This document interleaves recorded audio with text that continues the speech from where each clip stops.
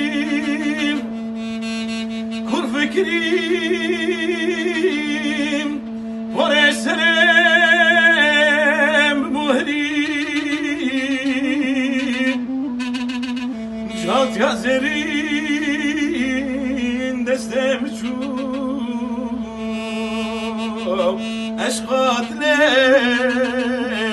برابریم از فکریم کور فکریم پر سرم مهریم جات یا زرین دستم چوب عشقات لم برافرین جات یا زرین